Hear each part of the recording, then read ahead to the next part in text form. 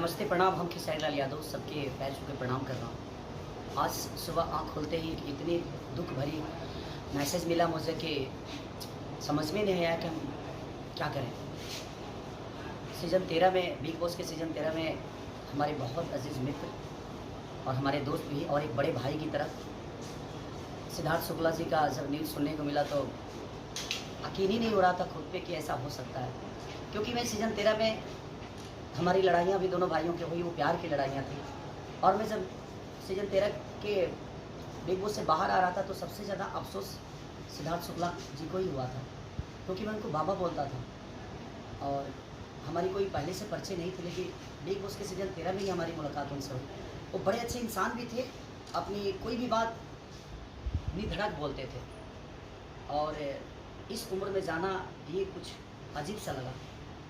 तो क्या बोल सकते हैं, बस मैं भगवान से ही प्रार्थना करूँगा कि उनकी आत्मा को शांति दे और ऐसे लोगों को इतनी जल्दी मत बुलाओ उस वक्त, क्योंकि अभी बहुत कुछ करना था। इस इंडस्ट्री को बहुत आशा थी उनसे, हम सबको आशा थी।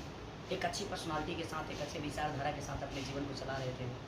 मैं उस माँ को सादर प्रणाम करता हूँ, क्योंकि आज उस माँ पे क्या गुजर रही होगी। क्योंकि मैं सिद्धार्थ बाबा के माँ से भी मिला था जब फाइनल में मैं गया था, तो बड़ी प्यारी है वो। और माँ, हम सब हैं आपके साथ, बिल्कुल आप निश्चिंत रहिए कि हाँ, एक बेटा गया है, ठीक है, अब ईश्वर को क्या मंजूर था नहीं जानता, बट बहुत सारे बेटे आपके हैं जो आपके प्यार के लिए हमेशा खड़े रहेंगे।